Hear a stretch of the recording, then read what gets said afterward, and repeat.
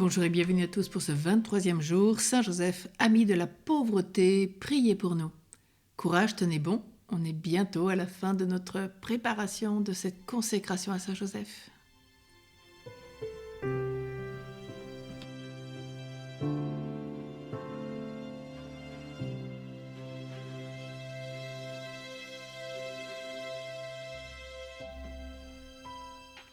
Saint François de Sales nous dit dans ses entretiens spirituels « Je ne doute nullement que les hommes, ravis d'admiration, ne vinssent troupe à troupe le considérer et admirer son humilité, lorsqu'il tenait ce cher enfant dans sa pauvre boutique où il travaillait de son métier pour nourrir le fils et la mère qui étaient avec lui. »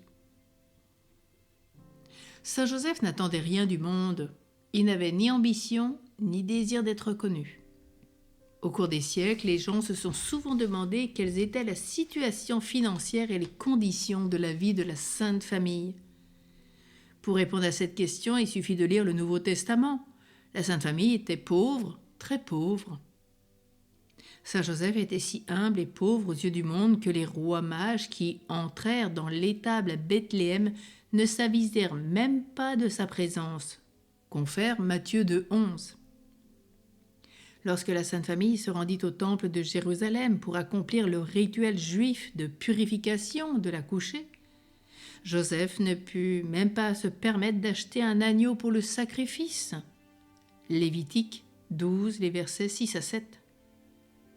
Les agneaux étaient très chers et Saint Joseph ne put faire qu'une offrande de pauvres, 2 tourterelles ou bien 2 jeunes pigeons, voir Lévitique 12, 8.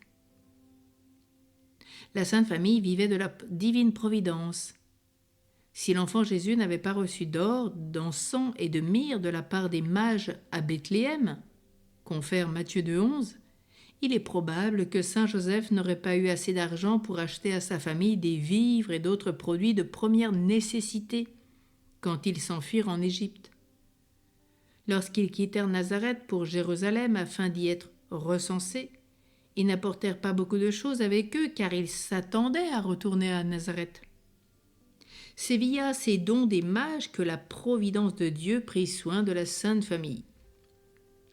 Des années plus tard, après son retour d'Égypte à Nazareth, la Sainte Famille vécut pendant près de 30 ans dans une petite maison toute simple.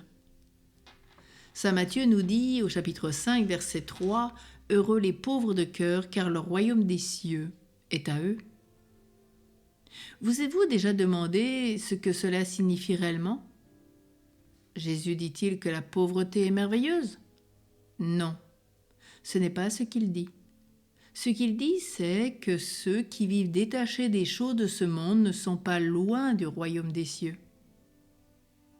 Lorsqu'une personne se détache des choses matérielles, sa pauvreté est considérée comme une vertu. La personne qui est détachée des choses matérielles est vraiment bénie en esprit et riche aux yeux de Dieu. Cela explique pourquoi Saint Joseph est appelé ami de la pauvreté. Il comptait sur la divine providence pour subvenir à tous ses besoins. Saint Joseph donc nous aidera à être pauvres en esprit. Il nous aidera à nous détacher des choses matérielles et à nous abandonner à la divine providence. Nous ne trouverons jamais le vrai bonheur dans les biens matériels. Ceux qui permettent que leur relation avec Dieu dépende du fait qu'ils ont ou pas des choses du monde se destinent à être malheureux. La personne qui est pauvre en esprit, par contre, pourra proclamer, comme dans le livre de Job au chapitre 1, verset 21, « Le Seigneur a donné, le Seigneur a repris. Que le nom du Seigneur soit béni. » Le silence de Saint Joseph prouve sa grandeur et son esprit de pauvreté. Chacun aime se vanter de ses succès et faire en sorte que d'autres connaissent son travail. Saint Joseph, lui, n'a jamais vu le résultat de son travail acharné et de son sacrifice. Il était confiant dans le fait que les fruits de son bon travail et de ses années de service offerts à Jésus et à Marie seraient récoltés par Dieu, et Dieu les récoltera. Encore plus que Saint Joseph n'aurait jamais pu l'imaginer. Saint Joseph fut pauvre sur terre, mais il devint riche dans le royaume des cieux. Et c'est bien Saint Bonaventure dans son manuel de dévotion à Saint Joseph qui nous dit « Saint Joseph vivait satisfait de sa pauvreté ». Alors ensemble, redisons ces litanies de Saint Joseph. Père du ciel qui est Dieu, aie pitié de nous. Fils rédempteur du monde qui est Dieu, aie pitié de nous. Esprit Saint qui est Dieu, aie pitié de nous.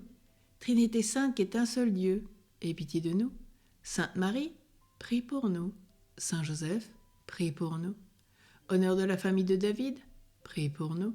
Gloire des patriarches, prie pour nous. Époux de la Mère de Dieu, prie pour nous. Chaste gardien de la Vierge, prie pour nous. Nourricier du Fils de Dieu, prie pour nous. Vigilant défenseur du Christ, prie pour nous. Chef de la Sainte Famille, prie pour nous. Joseph très juste, prie pour nous. Joseph très chaste, prie pour nous. Joseph très prudent, prie pour nous. Joseph très courageux, prie pour nous. Joseph très obéissant, prie pour nous. Joseph très fidèle, prie pour nous.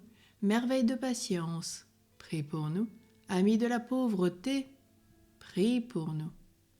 Modèle des travailleurs, prie pour nous. Honneur de la vie de foyer, prie pour nous.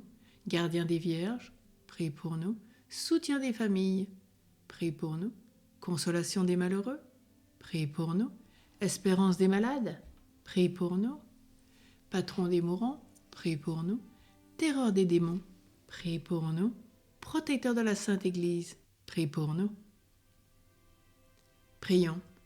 Seigneur, ta divine providence a choisi Saint Joseph pour être l'époux de ta Sainte Mère. Fais qu'en nous mettant ici-bas sous sa protection, nous méritions de l'avoir pour intercesseur dans le ciel. Toi qui vis et règnes avec le Père et le Saint-Esprit, Dieu, pour les siècles des siècles. Amen. Alors dans la grâce de Dieu, nous nous retrouvons demain, en ce 24e jour, pour méditer sur Joseph, modèle des travailleurs. À demain.